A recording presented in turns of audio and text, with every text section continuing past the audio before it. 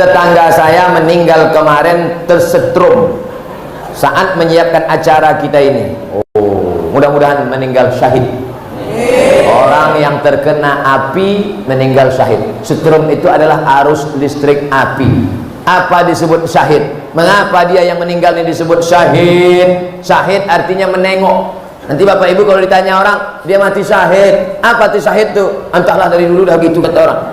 Syahid artinya menengok. Kenapa orang mati syahid disebut menengok? Karena sebelum dia mati, dia sudah menengok tempatnya dalam surga. Sebelum dia mati, dikepakkan malaikat sayapnya begini, nampaknya tempatnya dalam surga. Itulah mengapa mereka meninggal itu tersenyum.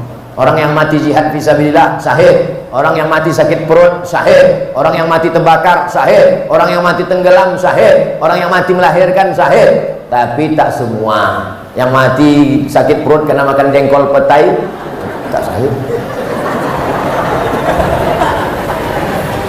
Nanti di akhir majelis kita doakan semua ini saudara-saudara kita yang sudah meninggal dunia.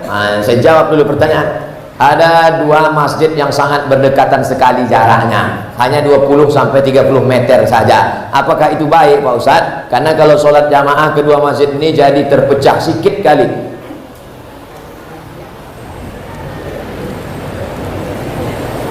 Ini Masjid Husain, karena di dalam masjid itu ada kepala Husain, cucu Nabi Sayyidina Husain. Nabi punya anak Fatimah, Fatimah punya anak Husain. Kepala Husain ada di belakang. Ini jalan raya, ini Masjid Al-Azhar. Nanti kalau bapak ke Mesir, Kairo, mana tempat Ustadz Somad kuliah dulu? Ini Masjid Al-Azhar, ini jalan raya, ini Masjid Husain. Jarak antara Masjid Al-Azhar dengan Masjid Husain dekat, azannya bersaut-sautan. Itu dalil bagi orang yang melarang tak boleh bangun masjid berdekat-dekatan. Boleh, tapi sama-sama penuh. Ini dua masjid dekat, sama-sama kosong. Jangan membangun masjid, makanya harus ada izin dari Forum Komunikasi Umat Beragama. Harus ada syarat-syarat pendirian masjid. Jangan mentang-mentang punya duit dirikan, akhirnya menimbulkan mudarat, kelahi. Hanya beda-beda sikit masjid. Alah, tak dikasihnya aku di sop pertama, nanti aku buat masjid. Buat masjid apa namanya? Masjid sop pertama. Sombong. Kaji kita tadi kan awalnya menghilangkan sombong. Bangun masjid itu untuk merendahkan diri, bukan untuk menunjukkan kita kaya. Masjid siapa tuh? Masjid aku lah. Kenapa Pak buat? Karena aku kemarin tak boleh situ, aku buat kan. Ada tak tips dari Ustadz untuk kami kaum wanita agar mendapatkan jodoh yang soleh?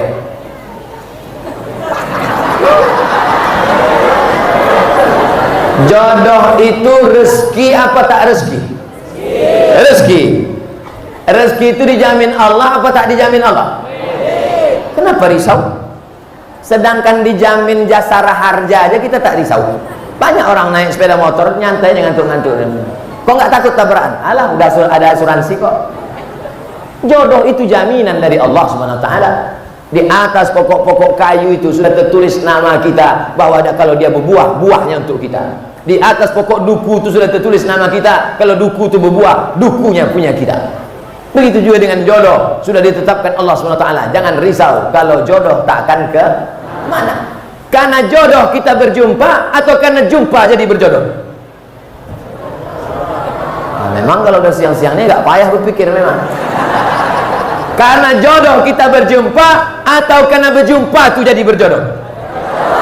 Karena ada jodoh lah maka berjumpa. Kalau tak ada jodoh takkan berjumpa. Makanya kata Imam Al-Hasan Al-Basri, alimtu anna rizqi la ya'khuzuhu ghairi. Aku tahu rezekiku takkan mungkin diambil orang. Fatma'anna qalbi. Jodoh adik-adikku takkan mungkin dilarikan kucing. Nah, oleh sebab itu ini keyakinan masalah iman. Tapi ada usaha. Ini jodoh saya. Ini air, ini jodoh saya. Orang percut panitia sudah menetapkan ini jodoh Abdul Somad, ini jodoh saya. Tapi saya mesti berusaha membuka botolnya, memasukkannya ke gelas. Kalau tidak, tunggu aja lah. Tunggulah sampai mati, tidak akan dapat. Harus ada usaha. Karena saya tak mampu membukanya, minta tolong ke panitia. Panitia bisa bukakan botol itu. Misal, ini udah terbuka dan untuk saya. Sudah ada. Kira-kira dari jawaban saya penuh dengan kiasan ini mudah dipahami? Apa ditakutkan? Kalian yang lajang-lajang, yang muda-muda, jangan kalian takut. Jodoh kalian itu akan datang yang solihah-solihah, insyaallah. Kalian yang solihah-solihah, yang gadis-gadis, tak jauh-jauh jodoh kalian, masih di sekitar sini juga. Tengoklah, ada yang di bawah pokok kayu, ada yang tersangkut-sangkut di tiang-tiang itu, ada di sini. Cuman harus tetap ada usaha. Jangan rusak jodoh, rezeki yang baik karena usaha yang tak baik. Maka ibu jangan kasih anak pacaran. Jangan kasih anak pacaran, Bu. Nanti kalau datang anak laki-laki bertamu, "Ma, boleh saya bawa anaknya, Bu?" Jangan. Ustaz Somad kemarin sudah bilang, "Jangan. Sebentar aja, Bu, kami jalan-jalan." Tidak. Nanti kami belikan ibu mie ayam. Boleh.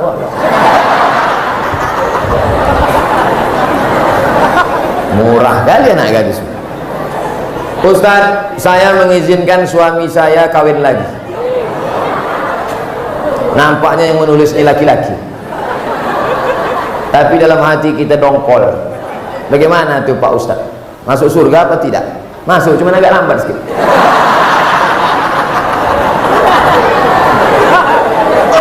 Wa ma umiru illa liya'budullaha mukhlishina lahuddin. Orang itu disuruh beramal dengan ikhlas. Nah, Bapak pandai-pandailah merayu. Adinda, maukah engkau kutunjukkan suatu amal, kalau kau laksanakan ini kau masuk surga secepat-cepatnya? Apa itu, Bang? Izinkan abang nikah lagi. Tak masuk pun tak apa-apa.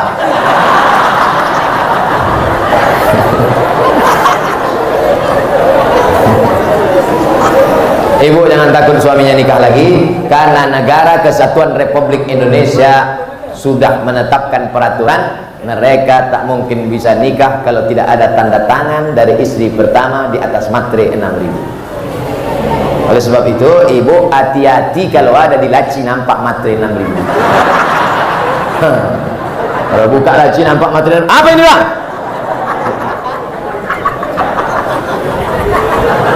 Ibu tak usah takut.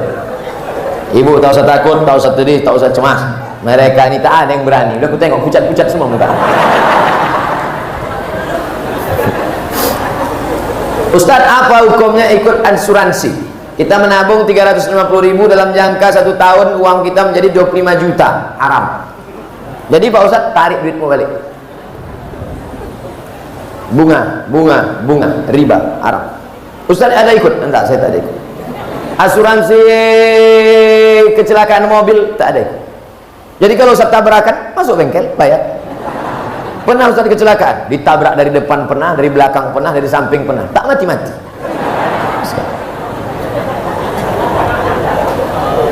Pergi saya ceramah dari rumah sebelum subuh, kencang 120 lah. Tak nampak saya di depan itu ada box culvert, galian jembatan, karena gelap. Terbang mobil itu, berhentinya pas nabrak tiang listrik. Hancur, masuk bengkel, ditanya sama orang bengkel, "Pak, ya, Bapak pakai safety belt?" "Enggak, lupa saya." "Kok enggak mati?" "Mana aku tahu." "Ini Pak, kalau menurut perhitungan kami orang bengkel, ini Bapak mati nih, hancur remuk ke dalam." Malah yang bayar pakai asuransi mati duluan. Oleh sebab itu maka masalah ini adalah masalah keimanan kita kepada Allah Subhanahu wa taala. Bagaimana hukumnya mengadakan jamu laut, kenduri, nelayan dengan memotong kepala kambing, kepala kerbau untuk menghanyutkannya ke laut? Di Mesir itu harus dihanyutkan anak gadis, karena kalau tak dihanyutkan anak gadis, air sungai Nil ditahan sama jin. Air kering, kalau air sungai Nil kering, maka nanti gandum tak tumbuh, ikan tak datang, orang Mesir mati. Datanglah gubernur Mesir namanya Amr bin As. Kata Amr bin As, "Jangan kalian hanyutkan lagi anak gadis. Jangan kalian hanyutkan anak gadis di sungai Nil. Haram membunuh anak gadis untuk jin. Tak boleh." Kata orang Mesir, kalau tak kita hanyutkan anak gadis, kita mati di Mesir ini, wahai gubernur. Akhirnya Amr bin As membuat secari kertas surat, "Wahai Khalifah Umar bin Khattab, tolong kau tulis, tolong kau kasih fatwa, apa hukum menghanyutkan anak gadis ke sungai Nil." Datang Umar bin Khattab, dibalasnya lah, kasih amplop, "Nih, hanyutkan ke sungai Nil."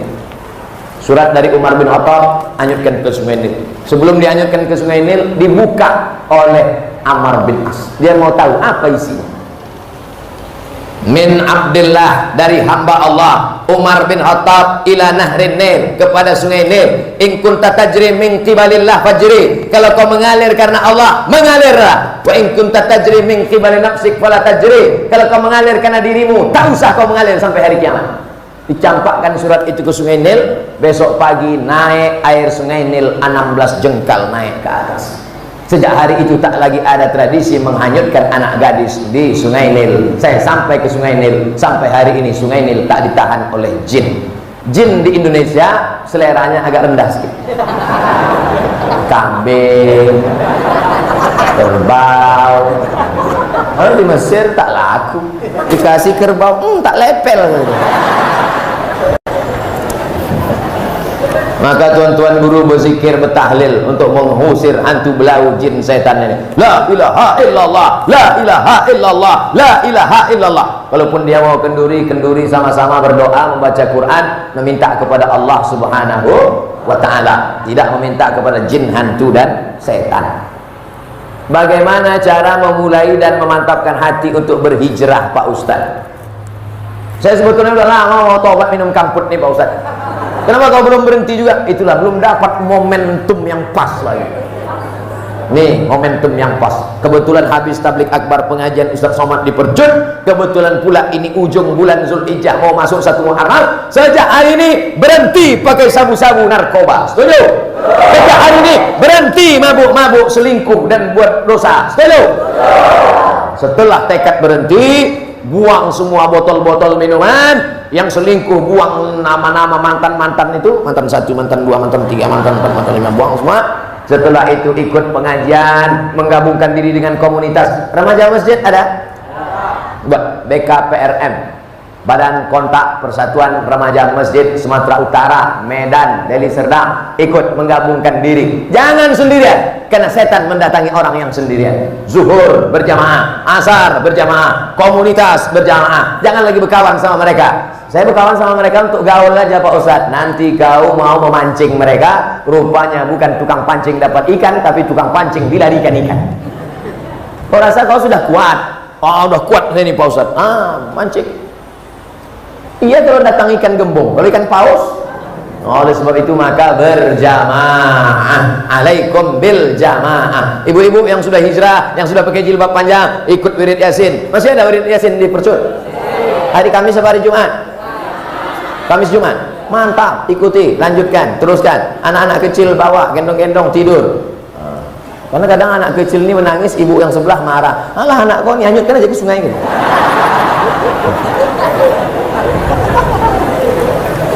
Ustadz, bagaimana jalan keluarnya menurut pandangan Ustadz tentang kurangnya minat pemuda Islam terhadap organisasi remaja masjid? Baru ku bilang tadi.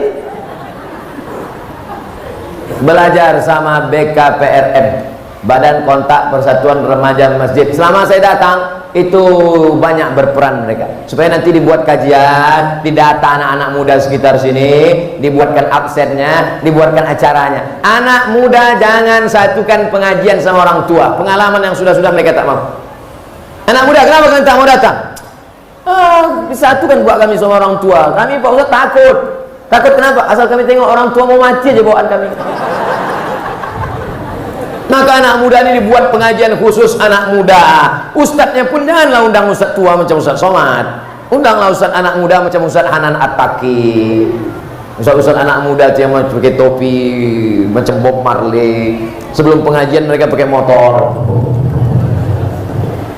pakai celana jeans, koyak-koyak, tapi di dalamnya pakai karet, celana panjang, main skateboard, main futsal, pakai audiovisual, pakai layar, nonton bareng. Nah itu, jadi anak muda tak bisa. Anak muda tak bisa dia ikut sama orang tua. Apalagi bapak-bapak itu pengajian. Judul pengajian kita malam ini adalah bagaimana menghadapi sakaratul maut.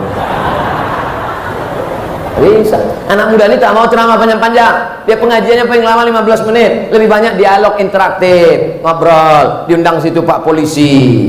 Bapak Ibu, Bapak jangan ikut dulu ya. Pagi hari Ahad khusus pengajian anak muda di Percut. Menghadirkan 4: dokter, polisi, tentara, Ustadz, judulnya bahaya narkoba bagi anak muda. Sebelum acara nonton dulu, tengok anak muda yang sakau. Tengok tuh, nanti kalau kalian main macam itu kalian lihat. Setelah itu baru tanya, Pak Polisi, bisa jelaskan tentang bahaya narkoba? Menurut Undang-Undang Negara Republik Indonesia, kalau pakai narkoba menurut penjara. Penjara. Pak Dokter, bisa jelaskan tentang narkoba? Siapa yang pakai narkoba nanti gila. Siapa yang pakai narkoba nanti salah suntik mati. Ada yang lebih rendah lagi Pak Ustadz, bodoh. Nah, berikut ini mari kita dengarkan penjelasan dari Ustadz. Mudah-mudahan setelah Bapak Polisi menjelaskan masuk penjara, dokter pula menjelaskan mati, mungkin Ustadz dapat menenangkan jiwa kita. Ustadz, apa hukum narkoba ini Pak Ustadz? Neraka jahanam. Itu hari Ahad. Hari Ahad depan buat lagi. Orang tua bapak-bapak tak ikut lagi. Hari Ahad yang kedua ini, kemarin kita sudah bahas narkoba. Ada hari Ahad ini, anak-anak remaja yang perempuan laki-laki, kita khusus praktek memandikan jenazah. Supaya mereka tahu, bapak-bapak, ibu-ibu tak perlu ikut, karena nanti yang mau mereka mandikan ini adalah bapak-bapak dan ibu. Ini banyak kekeliruan di masjid kita. Kalau udah cerita penyelenggaraan jenazah, yang ikut atu-atu. Ngapain ikut? Kan mau dimandikan nanti. Justru yang ikut penyelenggaraan jenazah adalah anak-anakmu, anak muda, supaya kalian bisa memandikan ayah kalian. Saya ingin yang memandikan saya adalah anak saya. Karena kalau anak saya mandikan saya, tak mungkin diceritakannya aib saya, buah hati belayan jiwa saya, darah daging saya, pasti menjaga kehormatan saya. Tak mungkin dimain-mainkannya saya. Bapak-bapak yang sombong, bapak-bapak yang angkuh, anak kalian tak pandai mandikan, awas kalau kalian mati. Ini yang sombong dulu kan katanya. Lambeknya sikat gigi, cucuknya ke hidung. Jadilah kalian yang sombong-sombong. Ibu yang kaya-kaya, yang angkuh-angkuh, yang sombong-sombong, pas mandi nanti anak ibu tak pandai mandikan. Siapa keluarga yang bisa mandikan? Jadi siapa? Kami serahkan aja. Sementara itu dulu ibu-ibu yang selalu diejek-ejeknya, karena miskin, karena susah. Tutupnya pintu. Anak-anak jangan ikut ya, kunci pintu. Kau dulu sombong kan? Mana maksudnya? Aduh kelentar. Makanya anak-anak kita harus diajar menyelenggarakan jenazah. Kalau sudah sakit bagaimana sakratul mautnya? Habis sakratul maut bagaimana meletakkan tangannya? Karena kalau sudah keras payah. Waktu lembut itu supaya bengkok. Karena kalau udah keras tangan cuma mau bengkokkannya. Ya kalau matinya begini. Kalau matinya begini, bagaimana membuka kainnya? Jangan sampai setelah tangan bengkok macam mana membuka baju pakai gunting, tak mungkin. Bagaimana mengatasinya waktu sakit? Bagaimana kalau dia meleleh air liurnya? Bagaimana kalau keluar muntahnya? Bagaimana kotorannya?